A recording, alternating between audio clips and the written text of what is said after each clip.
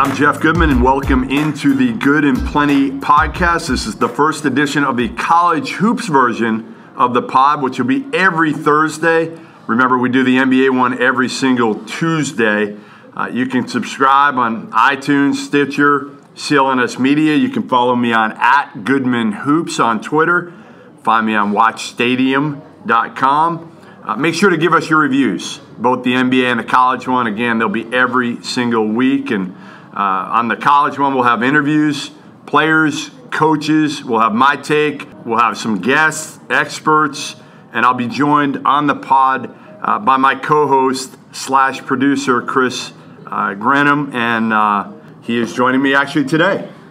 Yeah, Jeff, thanks for having me on. Looking forward to a good season of college hoops. We are here on September 26th, Wednesday, the one-year anniversary of the FBI's NCAA investigation. You obviously have been very enveloped in that situation, and you were recently actually out in Arizona with Emanuel Richardson's family. Emanuel Richardson, of course, one of the 4 assistant coaches that were arrested a year from today, and he was assistant with Sean Miller at Xavier, traveled with him to Arizona, and you met with his family. You have a great piece up on Stadium right now, so tell us a little bit about that and what that experience was like, if it gave you a different take on the situation as a whole. It was one of those things, honestly, where we hadn't heard a lot in the last year. You know, everything's kind of quieted down, died down for the most part, and I felt like it'd be interesting to give a glimpse into what life was like and what happened that day. You know, Book Richardson couldn't talk. His lawyer obviously wouldn't let him talk because he's got the upcoming trial, which for him isn't until April 22nd, which is insane to wait 2 full seasons before you're even able to figure out your fate, right? Good or bad. Yeah. And that's what his wife, Erin, who was really candid. Like, I was surprised at how candid she was. You know, one of the stories she told me was early on, you know, she gave me the whole rundown, and I'm at the house of all the FBI agents that are outside his door at 5:45 in the morning with a battering ram. Right, that's insane. Yeah, I mean, like she said, he's not El Chapo. Yeah. You know, like, that's a great what quote. did they do? Yeah. I mean, it's basketball. Yeah, did he take money? Sure. But her big, and I think everybody's question was, why the hell is this a federal deal right now? Why isn't this just where the NCAA is going to come in and hammer these guys and say, you're done. You're never going to coach again in college basketball. Right. But why did it get to be at the federal level? And the first trials start next Monday, in New York. And you'll be there. I will be there, and it's not the coaches. So this is, the first group is Jim Gatto, who's kind of the head of Adidas recruiting, and Merle Code, who's at Adidas but was at Nike. And a lot of people think that Merle Code could have flipped on Nike people. Didn't end well at Nike. Right. So could he have flipped with some of those Nike people? Interesting, okay. And then the third one is Christian Dawkins, who was kind of a runner / agent, who was actually here. He went to St. Mark's School in Southborough, Mass. for a while. Wow, I didn't know that. Yeah, so a lot of those guys knew him. He worked for Andy Miller. Right. So that'll be an interesting scene. So what are you expecting out of New York next week? Obviously, it's a long process, like you said, some even being stretched out 2 full seasons in between. So what are you expecting at the first trial dates here? Because really it's been kind of dead in terms of updates on this case over the last year or so since Rick Pitino got fired at Louisville. So what are you expecting here as it kind of kicks back up? A lot of people didn't think it would get to this point. Right. They thought these guys would plea out. And instead, I mean, they're going to go to trial now. And I had somebody, a good source, tell me that the key here is going to be what evidence is admissible. What do these lawyers put out there in terms of conversations, right? I mean, conversations. Christian Dawkins talked to a ton of coaches. He was extremely aggressive as a young agent who was trying to break in and calling anybody and everybody to try to establish relationships, to work out deals, to maybe, you know, get players or the players he had. He had Brian Bowen. Right. I mean, he had Brian Bowen. That was his guy. They both came from Michigan, and he had a great relationship. So he was basically trying to pimp out, for lack of a better word, essentially, Brian Bowen to all these different programs. Well, who were those conversations with that they had wiretapped? That's going to be the key here. Right. And realistically, even if they play them or they have the transcripts of them, how much is going to be proven? you can have these conversations where the coach is saying, "Hey, yeah, man, we'll take care of you. Don't worry. Right. We got you." He may say, "We need $75 grand or $100 grand for Brian Bowen," and the coach is saying, "Yeah, we're good. We got you. Don't worry. Sit tight, and we'll take care of you." Well, can you prove that? Right. Did money change hands? And if it did, even, do you have definitive proof? Where they have definitive proof with obviously the coaches taking money because they set that whole thing up with Book Richardson, with Tony Bland, with Lamont Evans and Chuck Person. They have all those guys tangibly taking the money. Right. With this, it could be a lot of hearsay. Now, again, it'll be salacious stuff. Completely. Be some really interesting. I mean, when you hear these names that are going to come out, and there will be some, people are going to be like, all right, he should be fired tomorrow. Right. They're gonna jump. Yeah, they're gonna say they're guilty Yeah. before they can show whether there's any evidence. Right, and it's an extremely complex situation. One of my most interesting, takes over the last year or so from this situation, we spoke about it a little bit, is how those schools have fared since this kind of broke down. Whether it be recruiting, whether it be performance on the court, it seems that these programs haven't. You'd hear this initial NCAA FBI investigation. That is a thick headline, and you think, wow, these programs are done. Yeah. They're totally done. Coaches are done. Coaches are done. The programs themselves are done in terms of, whatever, tournament expectations for the next couple of years, recruiting. But it really hasn't happened that way. You have Arizona, USC, even Oklahoma State, these teams that still have top 25 recruiting classes and haven't really skipped a beat. Even a school like Louisville, who loses their head coach, brings in Chris Mack, and they're sitting with one of the best 2019 recruiting classes in the country. So obviously, that's a rather impressive bounce back. But do you think these next couple steps will impact that at all, or do you think it'll continue to be smooth sailing on at least the recruiting trail for some of these teams? I think time heals old wounds, right? And let's face it, it's been a while, and we thought they were all done, and then they kept their jobs. Right. And they kept their jobs, and Bruce Pearl overachieved. I mean, they had a great job at Auburn. So I think now it's all right, they gave him an extension. Yep. So he's fine. Right. In Louisville, it surprises me a little bit that Chris Mack's been able to be this successful this quickly with 4 top 100 guys, just because of the negative recruiting that schools can do on them. Right. I mean, that's what happens here for the most part. If you've got an opening and you're a competing school or coach, you're going to pound away at whatever you can to negative recruit. You may say you don't, but you'll find a way, even if it's not you doing it. Like a lot of the ways they do it, if they're sitting down with a kid, they're not going to openly hammer Louisville. Right. They're going to find somebody else to get to him, that kid or his family or his AAU coach and say, well, just so you know, the Louisville thing's not done. It's not done. They're not in the clear yet. Who knows what's going to happen? Arizona, Sean Miller's not in the clear yet. That's what they're saying. And Arizona gets Nico Mannion, a top 20 kid. It's a huge gap. Ridiculous. Right.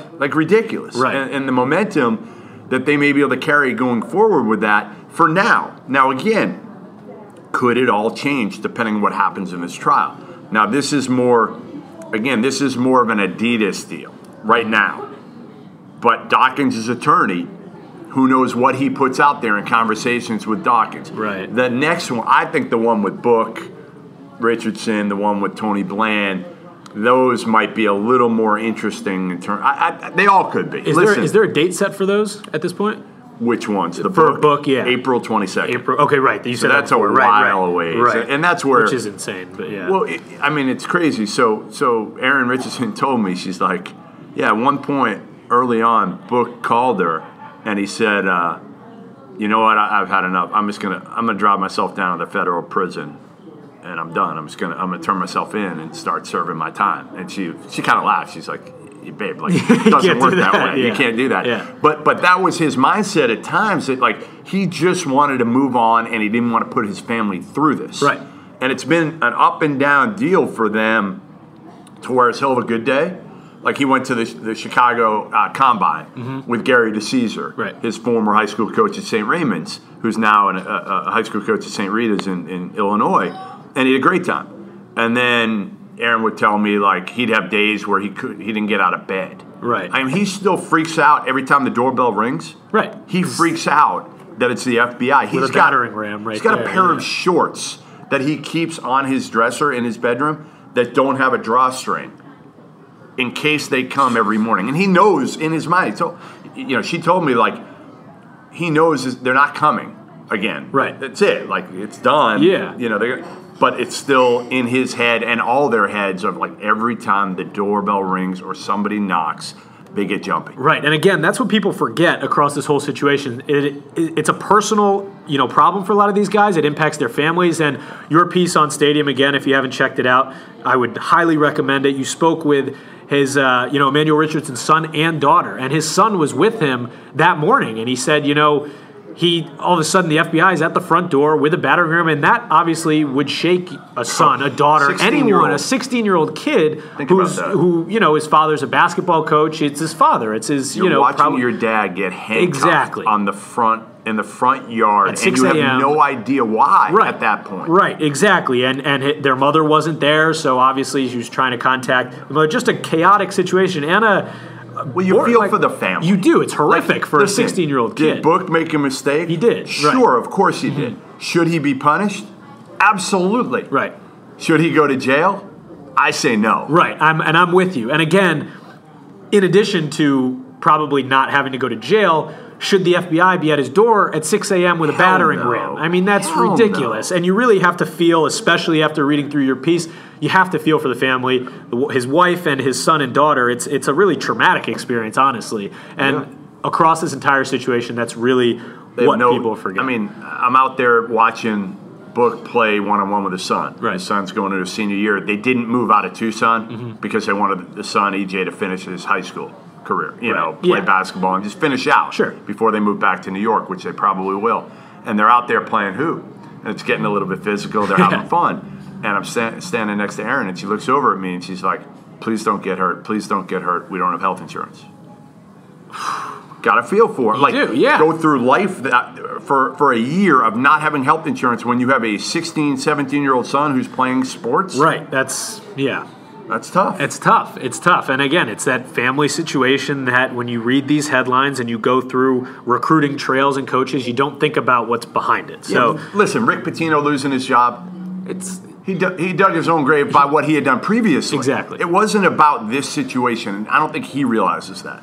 It was the accumulation of 3 different situations where eventually they had enough. And oh, by the way, Rick Pitino has got million upon millions of dollars. He's not in trouble. He's fine. Right. Book Richardson wasn't making that much. Right. I mean, he's making good money, relatively, good money, but he was still an assistant coach who was trying to provide for his family. And a lot of people feel like the money he took, he never gave. Javon Quinterly is eligible to play right now at Villanova. At Villanova, yeah. So if Javon Quinterly had gotten the money or his family had gotten the money, my guess is he wouldn't be playing for Jay. He wouldn't be playing. He wouldn't be cleared right now for Villanova. So a lot of people feel like Book just kept the money. Right. So then is it a bribe?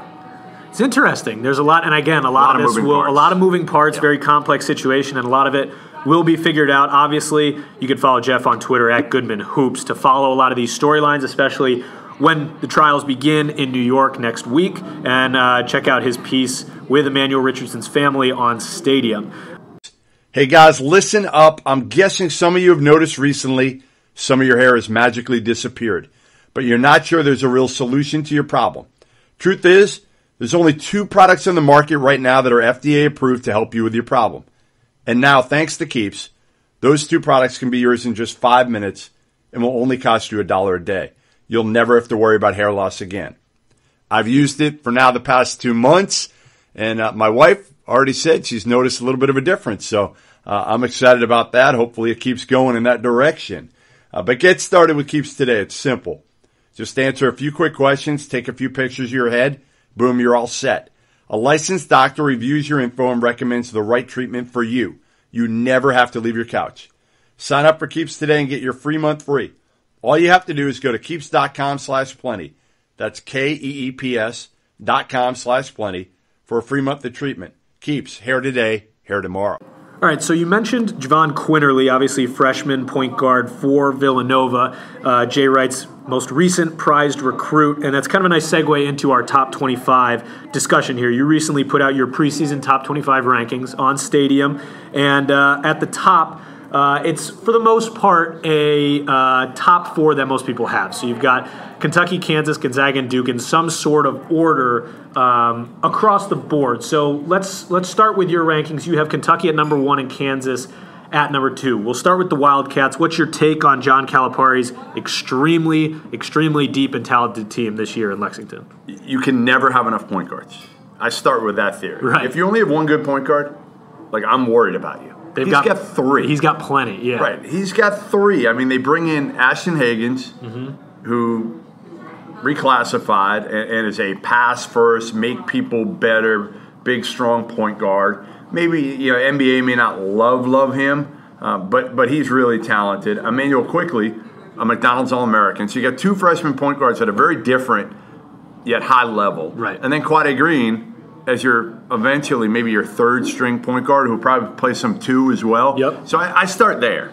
Do you think that could become a problem at all? Because when I hear something like that, obviously you worry about playing time. I worry about playing time, and I worry about finding the right balance in terms of, especially on the offensive side of the ball with those guys. Obviously, Calipari has been fine in years past with, trial by error, and he's platooned some lineups, which I don't see him doing this year. But does that concern you at all that there's almost too much depth at the point guard spot for them? No, because again, I think you can play Quade with one of those guys. Okay. And he can play off the ball as well. Right. And listen, even when they had John Wall and Eric Bledsoe years ago, right, when he first came to Kentucky, it worked. They stuck Bledsoe in a corner.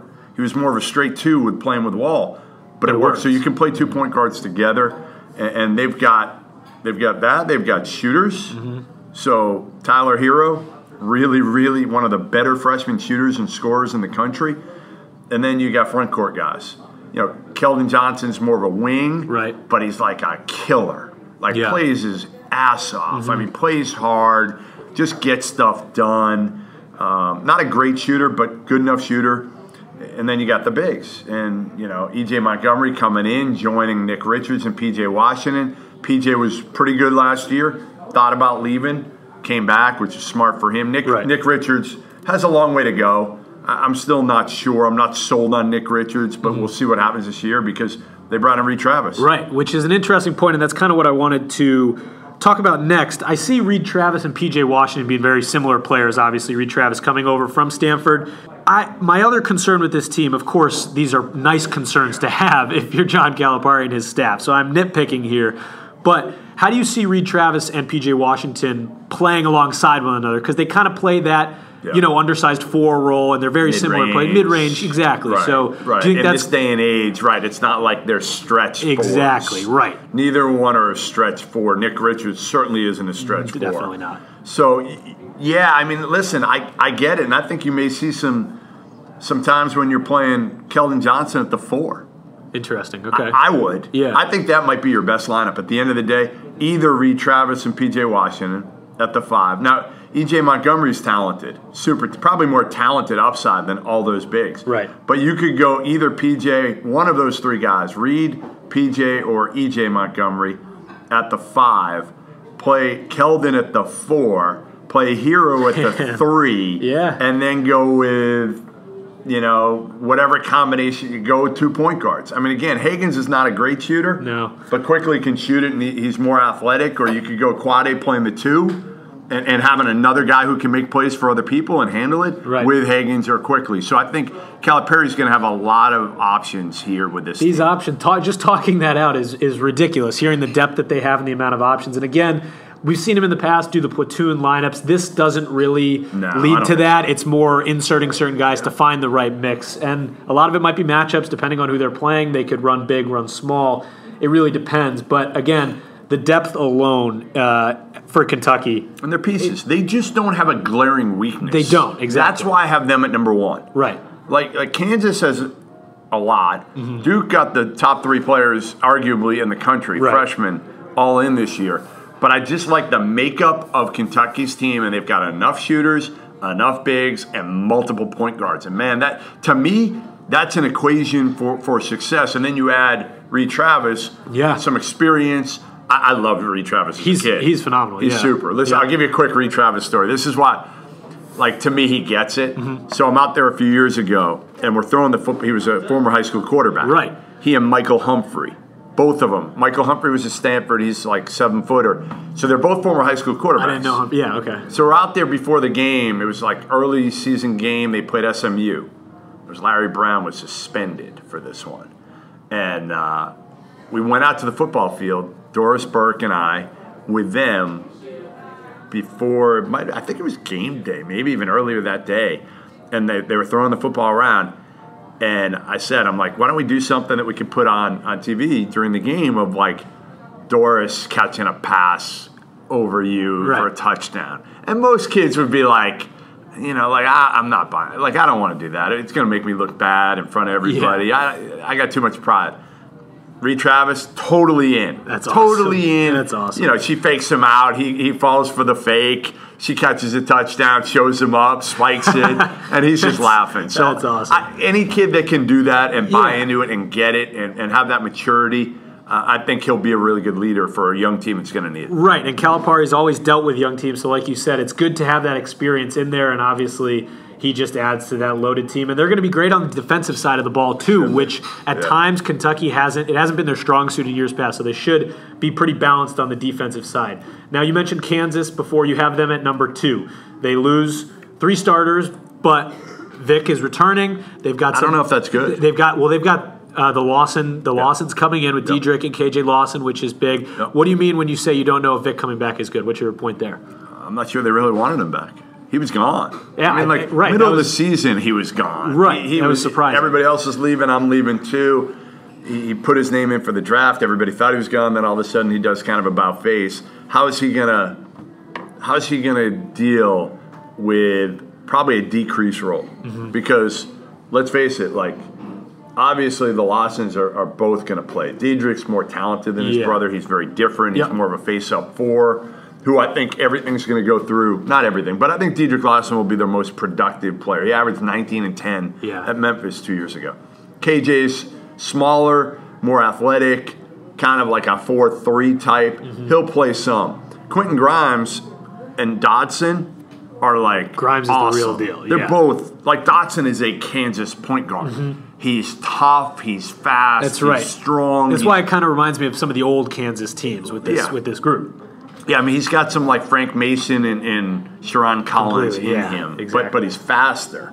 So Grimes and Dotson are going to play. The Lawsons are both going to play.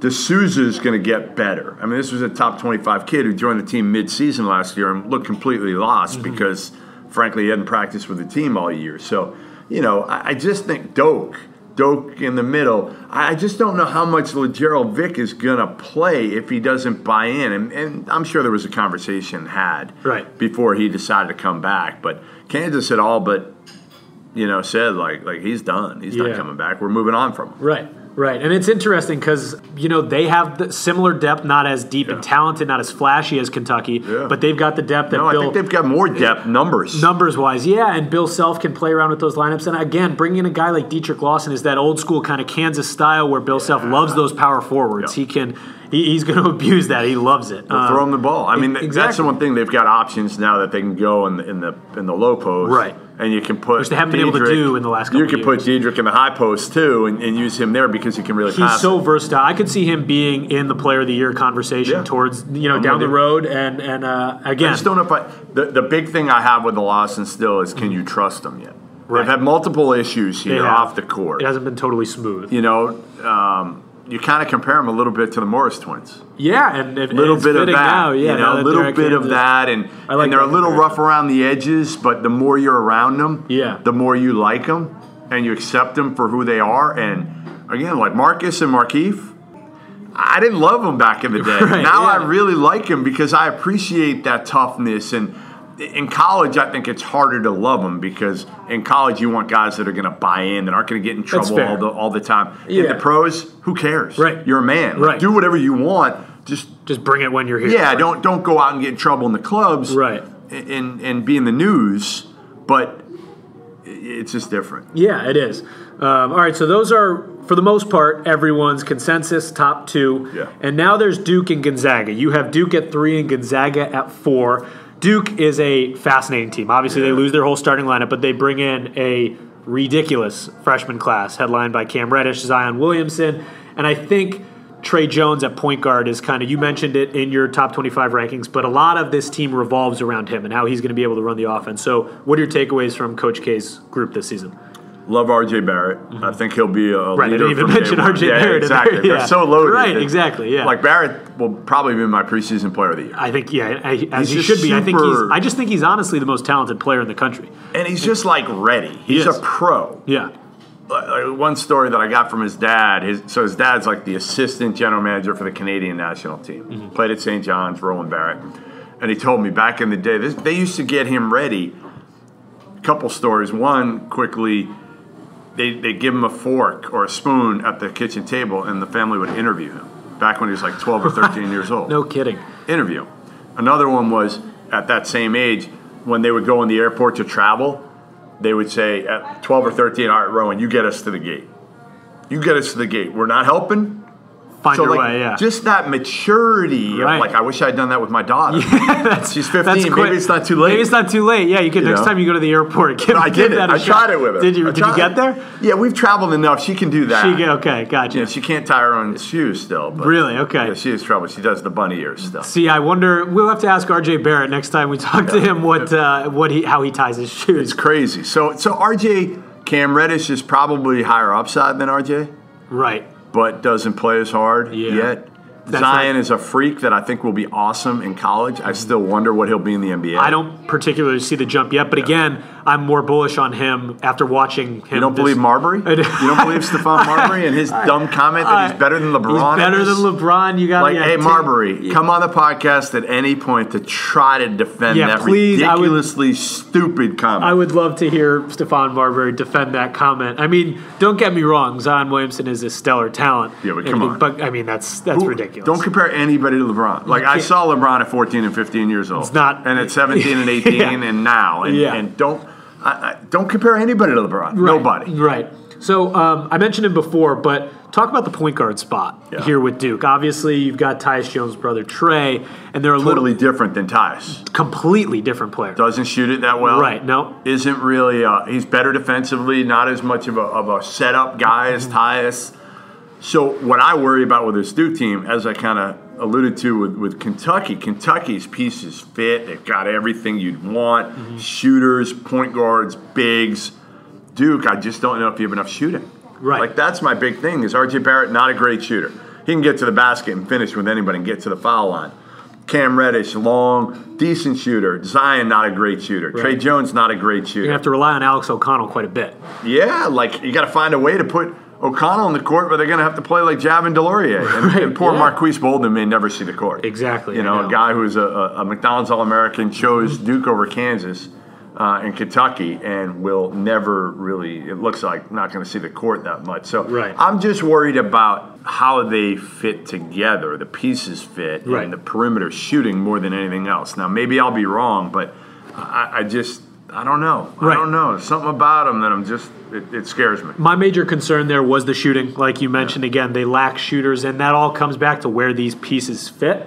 Similar to Kentucky, but to a higher degree, I would say. But again, you're going to look to guys like Alex O'Connell to provide points on the perimeter. Yeah. But how do you get him on the floor with some of these little items? Who do you take out? Who do you take off the floor? And does that hurt you on the other side of the ball? I've always said, like, play Zion at the 5. Yeah, play Zion. He doesn't want to. He went there thinking, but he's probably going to have to if they want to have a balance. That's how they sold him. Exactly. Because remember, RJ and Cam were already in tow at that point, and Zion committed. Everybody's like, "Oh my God, I can't believe he's going to Duke." With those two guys there, but they sold him on positionless basketball, and that's good. You know, like, but somebody's got to play the 5, and man, Zion. Imagine like a 5 trying to check him. Now he's only like, I'm telling you, 6'5". Right. Maybe and how much is he listed at weight wise? Like 275. He's a freak. That's insane. It's insane what that kid can do athletically. It's ridiculous. That doesn't happen on a basketball court with someone his size. It really doesn't. No, LeBron is the only other. And again, LeBron doesn't jump like Zion. No, he's a freak too, but like a different type of freak. Yeah, I remember the first time watching some of his mixtapes when he was younger at Spartanburg, the academy. It was like, my jaw was on the floor. It was ridiculous. It looks like you're watching something out of a video game. And then when you see him, and he's 270 now, and I guess back in January he had ballooned up. Like people said at the Hall of Fame tournament in Springfield, Mass, he looked fat. Right. I wasn't there, but they said Were you there? No, but I had a friend who was there at Hoop Hall, and he had said, like a belly. He looks like a lineman now. You want him to look like a linebacker, he looks like a lineman. And he was still freakish athletic, even at like 300 pounds. Exactly, because they played Chino Hills there, correct? And so that was a concern. Did they play? Yeah, they did play Chino Hills. Yeah. You're right. Yeah, that game went off even without the esteemed, younger ball brother. Yeah, that's right. But again, this is going to be quite the coaching job by Coach K to see how he can get his balanced lineups out there and who he's going to take on and off the floor with some of these lineups. Now let's jump to Gonzaga, who basically. They lost Jonathan Williams, and that was basically it in terms of relevant scorers and stuff. Their go-to guy with, Mark Few, he's a great coach. I'm a big Mark Few fan. I don't know, in my opinion, how crazy I am about Josh Perkins at point guard. That's a little bit of a concern for me. I'm with you. What's your take on this lineup? Obviously, they're loaded, and they're going to be great again this year. Yeah, I just talked to a few last night, actually. There you go. And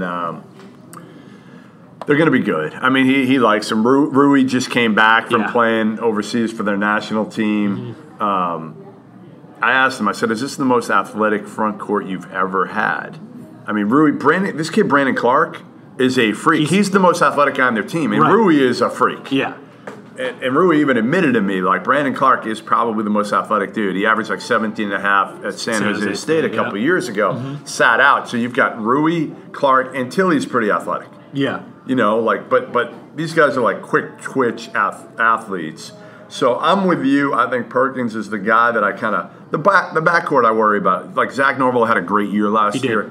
Can he duplicate that? Tournament too. Yeah. Can he duplicate that? Perkins? The one thing everybody will say, and you can't argue with it. That dude's won a lot of games. He has. He's experienced. He's got it under his belt. He's a winner. He's just not a point guard in how you envision and what you need this team to have as a point guard. You would love like John Stockton. Yeah. That type, right? Just like a guy who just distributes. A distributor. And, Right. And get up and down the court and just.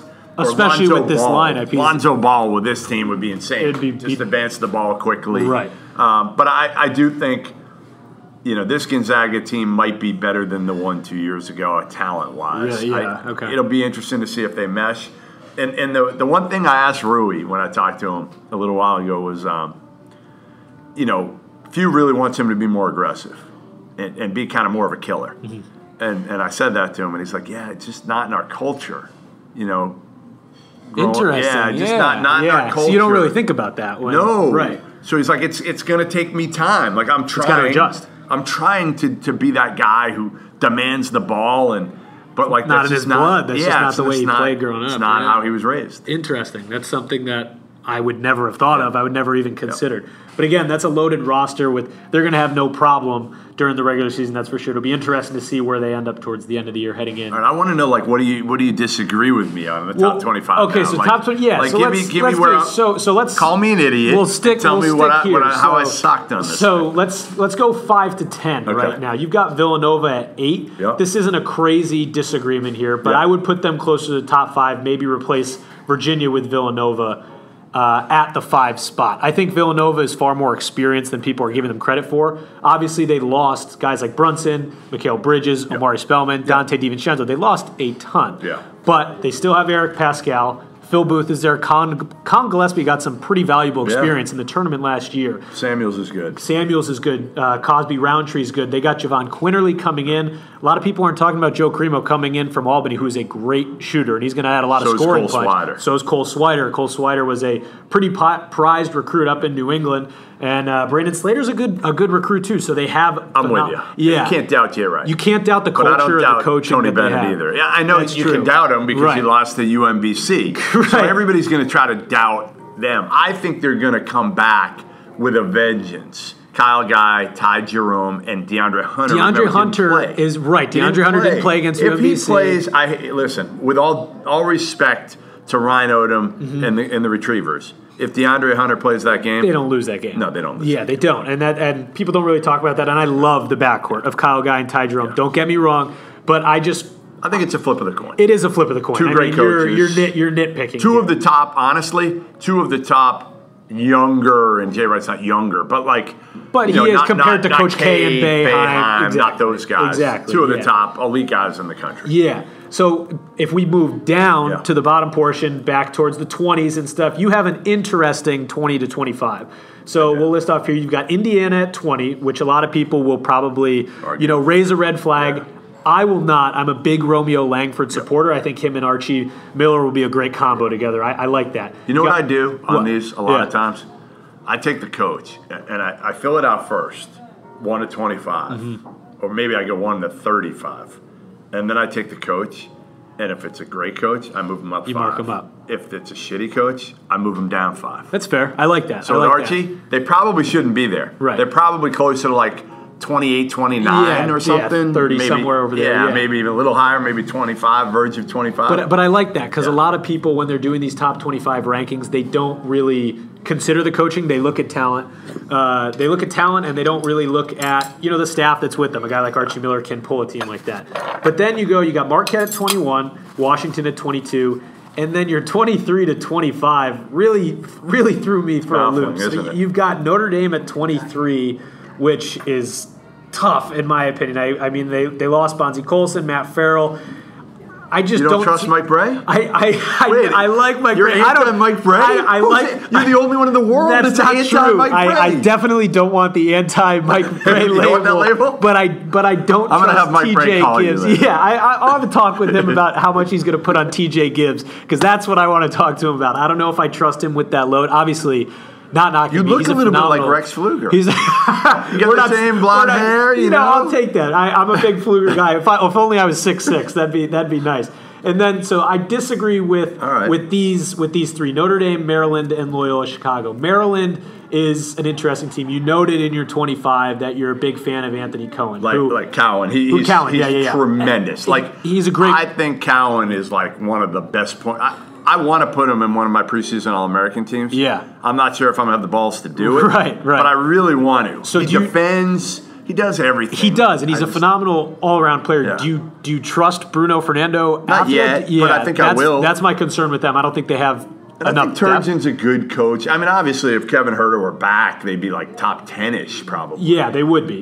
But their lack of depth does concern me. I want to take care of Scott Van Pelt a little bit, make him feel good about this. His offseason. You're right. You know, it had been a little tough with Huerter leaving and even Justin Jackson. Okay, so you're trying to uplift No, not really. And they got a kid, a freshman in Jalen Sticks-Smith, who's a guy that is a top, I think, 25, 30 player. So he'll have to play a lot. But right. So I'm with you. Listen, there's other teams you could certainly justify being there. I just go with point guard play. Okay. Point guard play to me is valuable. super important. It is. So you start with that, and I feel like if you look at really most of my teams from that 20 to 25, although Indiana does not have a great point guard situation. Right. It's how Loyola Chicago ended up there at 25 with Clayton absolutely. Custer. Like they 1,000%. Right. And so obviously they lose Dante Ingram, but you keep Custer there and he keeps them together in a form. But again, do you think there's any form of, I don't want to say recency bias with having them, because they're a popular pick to have towards the back end of the top 25. And I'm not saying recency. For me, it's mid-major bias. Okay, there you go. It is. Yeah. I want you want to take care of some of the mid-majors. Right. And they're going to be a great team again. I could have put Florida State at 25. Right, which or a lot of Clemson, people argue LSU, some of those groups. Yeah, all those. And they deserve it. But like for me, I don't know. At the heart, I'm kind of a mid-major guy. And can't knock that. I will never argue with that. I wasn't expecting that rebuttal, so now I'm like, oh man, I can't tell you to replace Loyola with Clemson now. But I get the mid-major bias there. I like that. Yeah, I kind of, to me, again, I'd have most of the mid-major schools. If it's a mid-major or a high major at the end of the day to get in the NCAA tournament, and you can't tell the difference in their resumes, go with a mid-major every single time. Yeah. Every single time. The high majors have their opportunities. Right. And many of them. And if they're on the bubble at that point, go with the mid-major. It's for a reason. Yeah. They've missed out on enough opportunities and had enough of them that, to me, I would go with a mid-major. Right. As long as they tried to play somebody. Like, you got to play somebody. Right. And it's hard to play somebody. It's tough because a lot of teams, if you're a high major team and you've got Loyola Chicago coming in, why do you want to play them? Because you don't want to have them on. They your don't have schedule. the respect. Obviously Gonzaga has built up that respect. Butler had built it up, but there aren't that many. I mean, even St. Mary's. Now, Randy Bennett should and stepped it up a little bit. I've talked to him for a few years about it. Like, I wish he stepped it up earlier. You know, it's funny, he stepped it up this year, and they're totally rebuilding. Right. Again, so we have no idea what the Gales are going to do. But, you know, as long as you kind of get a few games under your belt and see what you can, you know, what you can do against those high major teams, I understand you're not going to get people to come in your gym if you're loyal to Chicago this year. Nobody's doing it. Right. So let's jump to a couple of the interesting high majors that you had. In the sticking around the 20s, I want to talk briefly about Washington at 22. The Pac-12, like you noted, it's wide open. I think it's up for anyone. I think Washington arguably could win the conference. I think they're extremely deep. I'm a big Mike Hopkins fan, obviously. A Syracuse product, came over there and has done great things since he jumped in there. They're returning Jalen Noel. Noah Dickerson is a phenomenal 6'8" senior. He averaged 15 points last year. I think the combo of those two alone is going to get them relatively far within the Pac-12. David Crisp is great. Nas Carter, again, coming in. I just think they're a team that isn't getting as much love as they should be. What are your thoughts on Washington? Yeah, I mean, I think I have them at the right 22 spot. I think is a good spot. Yeah, somewhere 20 to 25. As you said, a big key to this is that the Pac-12 is so wide open. Right. I don't think Washington's great. I think Mike Hopkins would probably tell you Washington's not great. Neither is Arizona. Neither is UCLA. Oregon, Oregon. Listen, Oregon's got more talent. They do, but they lost. I just don't know. I don't know if I trust Bol. Like, I can't wait to see Dana Altman try to coach Bol. I can't wait, because Bol is a guy, and he'll admit it, he's not been easy to coach. I'm fascinated by Bol as a player. I'm surprised he hasn't gotten more. Like, he will. People will freak out. Nobody understands. Like, he's Minute's kid, and he's taller than Minute, shoots threes way better. Right. Is really good defensively. He's immensely talented, just across the board. But he just doesn't seem to love the game. Well, and he's kind of got a little bit of an attitude to him. Yeah, you watch some of his tape, and he kind of lapses in certain possessions. He takes possessions off, but the talent is so ridiculous. Like you said, Dana Altman's a guy who could kind of pull that out of him and maybe motivate him. I don't know if it's a motivation question. Right. That's my big question. Dana Altman's one hell of a coach. Can he connect with Bol? Like, I don't know. Like Mike Hopkins, I think would be the right personality for Bol. That would be phenomenal to see Bol alongside Jalen Noel with Mike Hopkins as his coach. Right, that's a good point. Just because Mike Hopkins is that guy that's always energy, and I think Bol might he'll be almost in his face all the time, and not necessarily barking at, but you got to. It's all positive reinforcement. Right. Yeah, and that was Washington was in a rough spot when Mike Hopkins got there, and he's quickly turned it around to a point where they're in a lot of people's. He inherited more than people thought, though. He did. Jalen Noel could always recruit. Now, he wasn't recruiting at a high enough level when he left, but like they had underachieved. Right. The year before. Mm-hmm. Right. So the Pac-12 is going to be pretty interesting. You have Oregon at 17, and right in front of them, you have Alabama. I mean, what is Alabama doing in there? What the hell are you doing there? I saw that, it's addition by.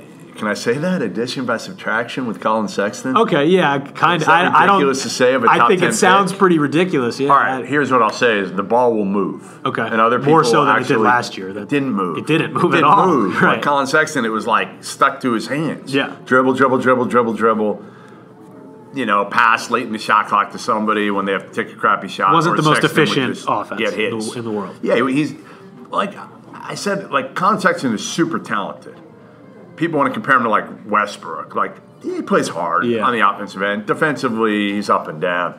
But like I just feel like it was too much all about him, and he didn't know how to run a team. And guys like John Petty were standing around. Dante Hall, Ingram. I think Herb Jones is a guy who's going to have a breakout year. He's not a lot of people know who he is, but he's a sophomore, about 6'6", 6'7", guards multiple positions. NBA loves him. NBA guys. Seriously, if he had come out this year, he might have been a first-round pick. Really? And he averaged like 4 points a game. It would have been the craziest thing. He's one of those guys who doesn't make a huge impact right off the bat in college, but people love him, especially down the road. They're going to love him. He's a 4.0 student. Right. So I just think, you got Tevin Mack coming in too. Yeah, Tevin Mack. There you go. Which is big. He can score. He can score very well. He averaged 14.8 2 years ago at Texas. Before he got yeah. So I just think this team. And I think Avery Johnson will be able to coach this team easier. I think it was hard for him to coach. That's a tough coaching job because obviously Sexton is a tremendous talent. And you recruited him as a McDonald's All-American. You got to give him the ball. Right. And how do you form around that? But Here's the thing with me. Sexton didn't get any better at his floor game playing for a guy that was the ultimate floor general in the NBA, Avery Johnson. Right. It was just weird to me. Yeah, that's an interesting take. That obviously people focus on his scoring and he's a scorer. Yeah, and the comparisons to Russell Westbrook and that kind of thing because he's got that competitive edge, and people do love that. But that's a good point. Is in terms of being a floor general and running an offense, they'll be better. And they got a couple point guards late. They got a point guard late that they got reclassified. Kid Lewis, who I think will be good at the point, and Ingram can play some point too. Okay, I'm going to bring up Bama, in a couple months. Yeah, we'll revisit Bama can be the one. That might be my one here. I'm the only one. I'm telling you, I'll be like the only one. Trust me, I know. I was shocked when I saw that on there, but I loved your number 15 team right in front of them in Syracuse. Obviously, Syracuse is bringing back Tyus Battle, Frank Howard. Yeah. I mean, I know why you really love him. Why? Tell me why. Buddy Boeheim. Buddy Boeheim, man. How can you not love that shooter? Yes. He's great. And they've got Pascal Chukwu underneath. They're pretty balanced on the offensive end. And how upset were you as a Providence grad when Pascal Chukwu left Providence? Like, he was going to be the guy. He was going to be the guy. He was going to get to play alongside Chris Dunn. Yeah. And he left late in the offseason. It was a surprise to everyone. At the time, I was a student at Providence. I was more pissed off. I'm sure you were. Than anything Did you else. go after his guy? I think it was his guy who got him out of there. Yeah, it was. And he's got some random Syracuse connection. There was some stuff behind it. And now I'm over it. It's fine. Okay. I'm over it. I swear I'm over it. I'm not completely over it. But he provides. You're over it because your Friars have been good the last few years. I'm over it because if they had sucked. I wasn't over it when Quadri Smith was the replacement at Providence. Yeah. That's when I really wasn't over it. That was not pretty. It was not pretty. But now that the Friars have, come back and they're okay now, it's fine. But he provides a big body and a long shot blocking presence underneath, alongside guys like Howard and Battle and Brissett. I mean, this is going to be a great. I love Brissett too. This is going to be a great team. Brissett. That three-headed monster of Howard, Brissett, and Battle. Yeah, Howard's really not good. great, but he's a senior. He is. Right, he's a senior. Battle, again, the NBA doesn't love him yet. Mm-hmm. But he's long. He's not a great shooter, but he can really score the ball. And then again, you add Jalen Carey, top 50 player, right. Elijah Hughes, transfer from East Carolina, and Buddy, who can shoot it. Right. I just can't wait till Jim puts Buddy in. Other people are complaining. The media goes after Jim in a post game and says like how could you sit like Tyus Battle at that stretch? That 5-minute stretch for Buddy. And Jim's just going to go off on it. I may just do it in a post game just to feel the wrath of Jim again. Yeah. I felt it a few years ago. He told it wasn't really my question, but I had the one behind it, so he was already frustrated. And I think I asked him about like Michael Carter-Williams' leadership or lack of leadership skills at that point or something like that. And that was when I don't know if you remember the rant about go get your Pulitzer somewhere else. That was me. Oh, there you go. Yeah, I didn't know that. It was me and another guy, who was before me who asked the question. I didn't know that. That's pretty funny. Well, either way, anybody Boeheim is supported by me. I love that. But they're going to have a talented lineup, and adding in guys like Jalen Carey and Elijah Hughes only helps them. And the ACC is going to be loaded again, as it always is. But I could see them making their way towards the top with a team like Virginia Tech that you had at 13. Anything in particular? Obviously, Chris Clark. I'm a big Chris Clark supporter. He was coming back from injury last year. But he is so tough, and he doesn't get a lot of the love that I think he really deserves. They lost Justin Bibbs, who is out actually here in Massachusetts working out with the Celtics during training camp, but they returned Justin Robinson, Kerry Blackshear. They have a really talented group here. What do you think about the Hokies? Yeah, and Buzz Williams, like the big thing for Buzz is he gets his team to play harder than the other team. Right. So if they have talent, and he always gets on me because I say that, and it's like disrespectful to his players because they're all under recruited guys, and I'm like, Buzz, that was years ago. Like move on, move on. Like I'm giving you respect to your players because they're really good this year. Yeah, like they got players like you said, Justin Robinson, one of the best point guards in the ACC, maybe the country. Blackshear back healthy. Alexander Walker is their most talented kid. Could be a first-round pick this year. I love Chris Clark. Love him. He's so tough. They're just not big. Like that's the only thing I question is their size, I guess. Mm-hmm. But again, Buzz, with the way he gets these kids to play hard, you know what he wants me to say that they're not that talented. So he bulletin board material. That's it's all he perfect. wants. Exactly. So Buzz, I'll say it even though I don't mean it, so you can put it on the bulletin board. Your team's not that talented. You're not that big, not that talented. You heard it here first. Throw it on the bulletin board for the Hokies. I remember covering the 2K Classic last year at Madison Square Garden, and they were there. Virginia Tech was there. So was Mike Hopkins, Washington Huskies. Providence was obviously there, which is the main reason. How many shirts did Buzz sweat through? I swear to God, I walked into the Garden and they were having their shoot around. He was in this, that dark like burnt orange of Virginia Tech. Yeah. 10 minutes it took. This thing had changed colors. Really? He was screaming at center court for a shoot around. I'm looking around, I'm like, is every team in the country run shoot arounds like this? Like, holy shit. Yeah, I was in awe. But again, then they came out and it was immediate. They ended up losing actually in their first game, but there's no shortage of energy. There's no shortage of grit on those teams. So obviously we'll see. But now they've got the bulletin board material thanks to you. Yeah, and I got to be smart. Like Buzz, I'll give him credit. He ripped on me once because I was on TV. And my collar was like sticking up or something. Yeah. So he sent me a thing of collar stays. Do you know what collar stays are? Yeah, did he really? He sent me a thing of collar stays, and ever since I've made sure I wear. I don't have those still. I don't right. think, but I try to make sure I wear collar stays. Oh, so that is too funny. The collar doesn't stick up. I think. And so Buzz doesn't start. Yeah, it must have looked like I was 12 years old. Like didn't know how to dress. That's funny. That's funny. Well, speaking of fiery coaches, Bruce Pearl and Auburn is an interesting team. I'm not terribly familiar with this group. The SEC is going to be loaded this year with teams like Tennessee, Kentucky, obviously. And Auburn is an interesting group. They lose Mustafa Heron to transfer to St. John's. Obviously, he's awaiting a hardship waiver there to see if he can play immediately. They lost to Sean Murray. And Mitchell, I just fill me in on Auburn. Why do you have them at number 10, and what's your take here? The big thing is obviously they had a chip on their shoulder last year, and they played non-traditionally because Deshaun Murray was a transfer from Presbyterian who was like 6'4", playing the 4-man. So they're different now. They get Austin Wiley back. He was ineligible last year because of the NCAA probe. Same thing with the Purifoy kid, Denzel Purifoy. So they're going to be more traditional now.